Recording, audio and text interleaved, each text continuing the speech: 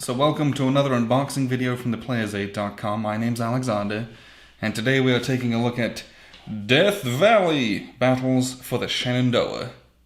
This is a game, the series is designed by the late Richard Berg, but this particular volume is designed by Greg Laubach, and it's put up by GMT this year, so it's part of the Great Battles of the American Civil War, which is not Great Battles of History. But this, although, so we have a single map board, I believe, in this, and there's an absolute ton of counters. Is it two maps? Let's just check. Yep, it's two double-sided maps. Okay. This is a big box, big 3-inch box, and it's got some weight to it. We'll crack it open and take a quick look. So here's one of the most interesting parts about this game. I don't know if this is for everyone. I believe it is, because this game was shrink wrapped when we got it. It includes 2 GMT counter trays in it. So I would presume that's not just a happy gift for us, because again it was shrink wrapped, so no one had put it in like that. It comes with those in the box, so that's really neat that they did that for this one, because there is a lot of counters in it. You get 2 10-sided dice, blue and gray, nice and thematic. We always like that when they do that. And we have a ton of paper here. So we'll start with the series rules. Okay. And that's just a lot of stuff here. So this is 40 pages of series rules. That's some indices at the back. Yeah, that's a lot of stuff. Are these any? Nope. This is a lot of dense rules. So we'll have some work cut out for us doing all this. It looks like there's a decent amount of diagrams and tables, but this is a lot of text. So that's series rules, nice little table of contents on the front. And I always like when they have the index as well. Just makes looking around much easier, especially when there's lots of rules. Then we have, the battle books. Battle of 1862. Alright. So these are probably the individual battle rules. Yes. Individual battle rules, which look like there's 6 pages of those. Then it gets into the scenarios, of which there are a bunch.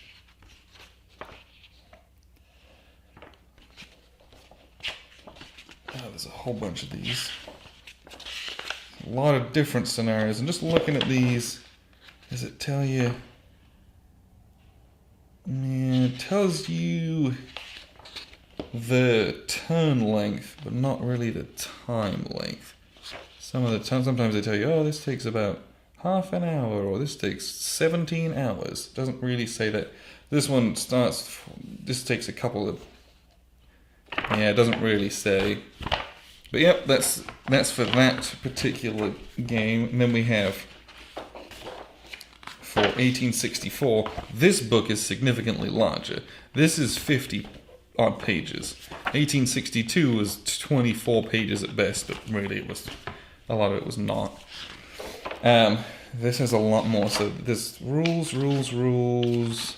Yeah, there's probably, really there's 8 or 9 pages of rules for this battle, but it looks like there's a lot more in the way of scenarios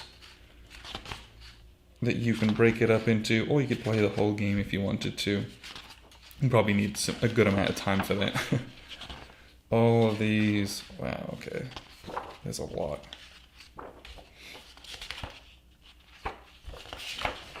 And then the last few pages are like the counter sheets, which you can see there's a lot, and a little map here as well. And the Shenandoah campaign. So this is a significant scenario book at least. Alright, what else do we have in here? Okay. We have all the maps. Okay, there's a lot of maps in here. So these are all the maps. We're going to open those all here in just a second. Okay, and this is why they give you 2 counter trays. Because this has 1, 2, 3, 4, 5, 6, 7 counter sheets. And we'll make sure they're all here. It says 1, 2, 3, 4, 5, 6, 7. Okay. And these are the really small counters, and they're on the gray core. Let's see if we can't see that. But just from picking it up, these are almost falling out. So this will punch very easily. This is a lot of clipping work that Grant is going to have to do. I'm going to make him do it. But you can see everything's organized by formations. So you have these orange ones for Blanca, for example. And this looks like, this new, and this is like, it's the 8th New York Infantry. That's these three, then there's 39th New York, 41st New York, and you've got 73rd Pennsylvania. And so there's a whole bunch of these, Wisconsin, Ohio, whole bunch of different units here, and you obviously got blue and gray. And then we have some cannons as well, some cavalry, a lot of different administrative markers here as well, also on the reverse side. And then we have a whole bunch more. Looks like leaders. There's a ton of leaders. Just a ton of guys here. This is going to be probably a significant work to keep these organized and to not have to spend 4 hours every time you set the game up to organize the counters, but to keep them in some orderly fashion. More admin counters and more of these numbers. Maybe, I don't know how much identity this game shares with Great Battles of History. If it uses some similar concepts, these kind of look like those disruption markers. So I don't know. We'll see if there's any kind of similarity. There probably isn't. Some of those admin counters look familiar, that's all. So, we have some sheets here. So first, Battle of First Winchester, May 25th, 1862. You have a little turn track, and then you have your dawn markers, casualty boxes, and your victory point track. So you're going to have the map out, and then this. The reverse side is Battle of Second Kernstown, Battle of First Winchester. So each of these for each of the different players are going to be out of the map. Battle of Second Kernstown, same thing. Battle of Third Winchester, Battle of Cedar Creek, Battle of Newmarket, Cross Keys and Port Republic, First Battle of Kernstown, this is 1864 in Fisher's Hill, and I think that's it. Then we have regular play aids for Disordered Table and Terrain Effects. And we have, these are the major bifold play aid cards. So if you look here, Rally Table, Brigade Order, Charge Table, Loose Cannon.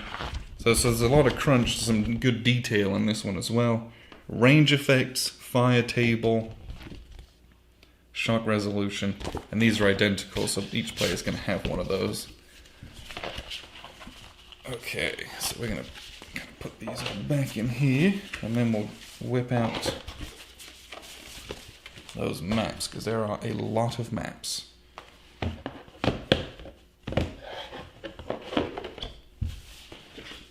Which I'm going to check on the back real quick. So it said on the back, okay, I misread this. So there's 3 22 by 34 double-sided maps, and 2 17 by 22 double-sided maps. Okay, 1 Great Battles of American Civil War. If this doesn't share GBOH rules, I will be very surprised. If it's not at least from a similar family of games, just based on that. So here's the first one. Okay. So this is, let's see, this is Cedar Creek. And you've got levels of terrain from the different colors. You've got Middletown, and then you've got some nice forested areas with the different creeks and rivers.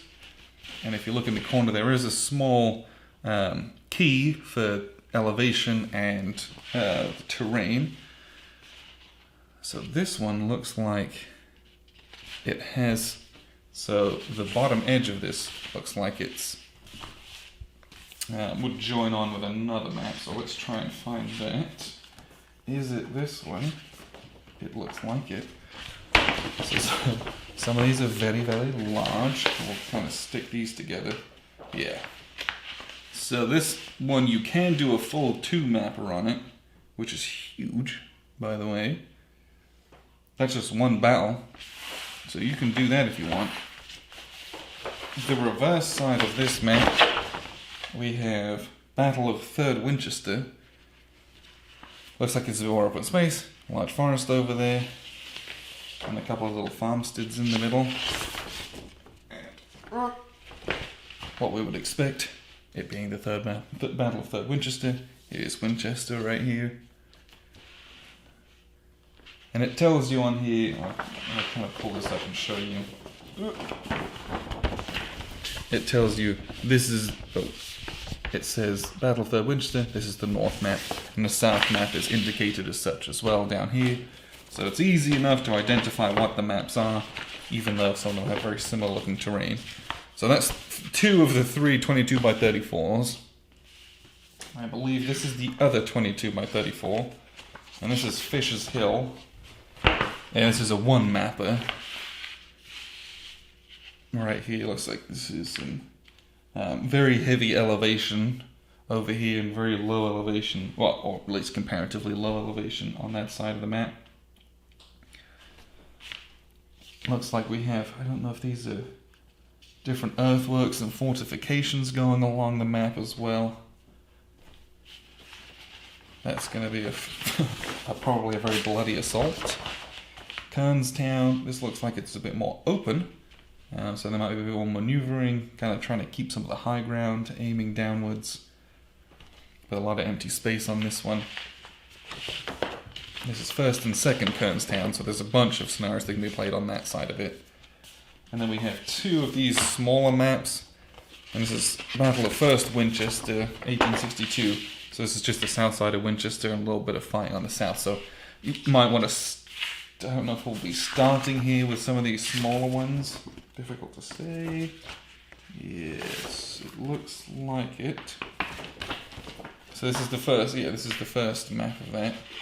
And on the back, we have Port Republic, which looks like that's very much a river in the bottom of a valley, with some kind of river and the side slope of the valley on that side.